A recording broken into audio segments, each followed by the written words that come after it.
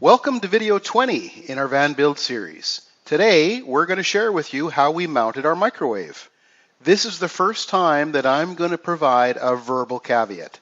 We have never mounted a microwave before, and it's important that I emphasize that I don't know whether our approach is even safe. I do know that if you choose to follow our approach, you will be voiding your microwave's warranty for sure. On that note, I'm really interested in hearing how you tackled this problem. If you have any advice for us, please send it our way. Enough talk. Let's void our warranty and get started.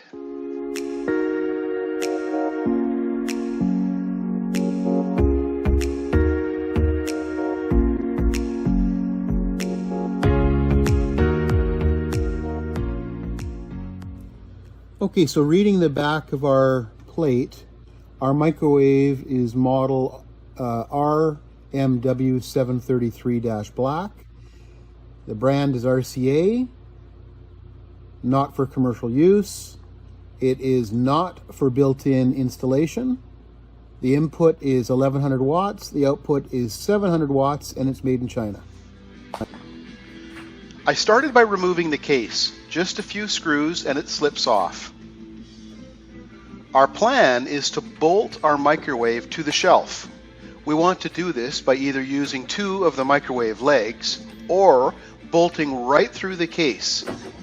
In our case, because our microwave doesn't have any thread-in bolts for legs, we're going to use rivet nuts. Okay, I removed the microwave cover just so I could see where I might be able to do some permanent mounting.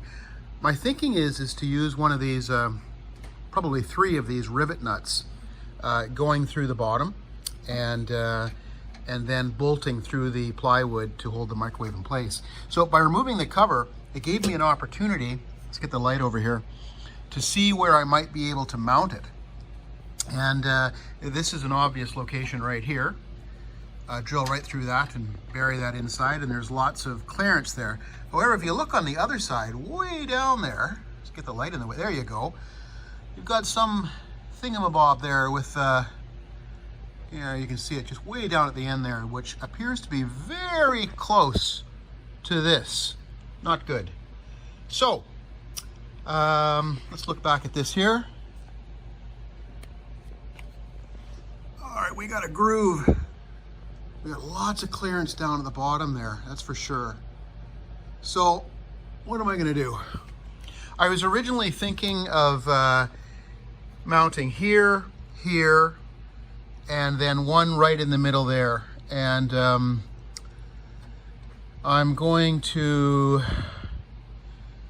see, I might do here and just continue to use these as the footsteps to support it, and then these two locations would secure it with maybe some washers to tighten it up. I'm gonna go play now and see what happens. The rivet nut tool is a super handy, inexpensive blind riveter. Its sole purpose is to rivet hardware nuts to metal or other where you only have access to one side. If you have never seen a rivet nut tool used before, here is a 30-second video of me using the tool for the first time about a year ago. And I don't know, thread it maybe? Oh, maybe it's this. Oh, look at me. Nothing gets by me. Okay, so I'm thinking that's it. So let's give it a try.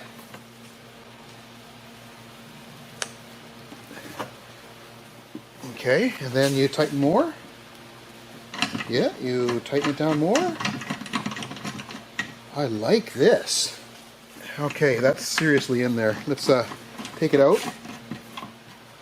Let's get a good look at this with a camera.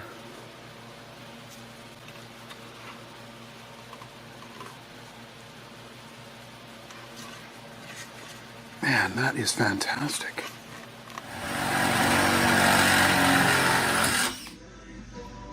I'm using an M8 rivet nut here. Again, I think this is the perfect tool for this job. It takes about 30 to 45 seconds to set one rivet nut.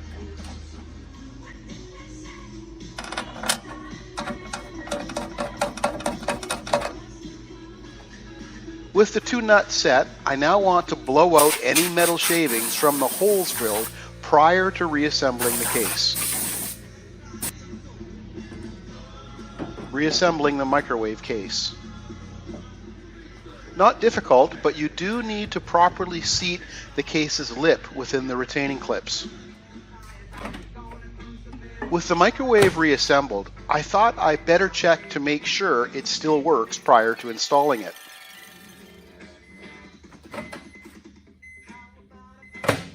Currently fitting the microwave, trying to maximize the space. I had been working on this sink area here. I put a 90-degree elbow immediately after the downspout, and then this will go into the wall, against the wall, down, over, and into the drain. I'll show you that in a little bit.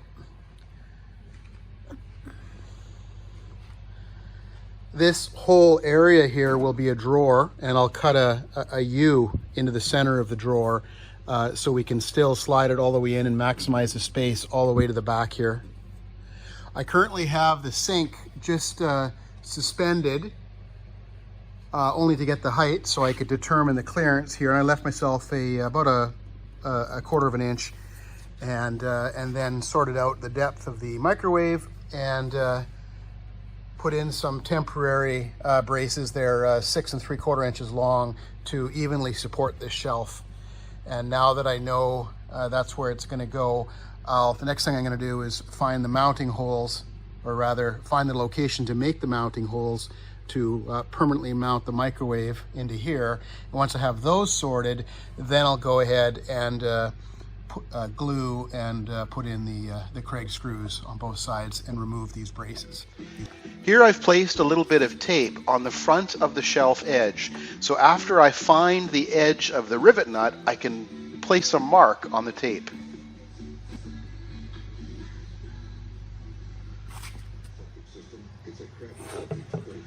I then transferred the line to the wood to find the two edges of the rivet nut.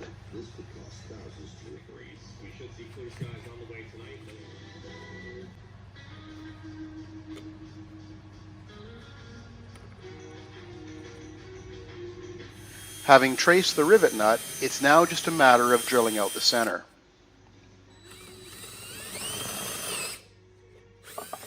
It was really convenient having the plywood shelf free and not mounted. It allowed me to test everything prior to installation.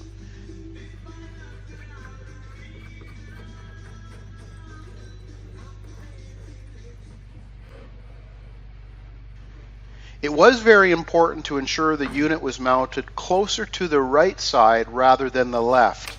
The door needs to swing freely, and the microwave vents are on the left side of this unit. I've completed the measurements, and I am now installing what will become the microwave shelf. Notice the tape on the cabinet wall, huge time saver. As I drop the shelf in place, this will ensure none of the glue is smeared on the cabinet wall. Watch closely. I'll switch camera views, and you can see some of the glue is smeared on the tape. Super easy to clean up now.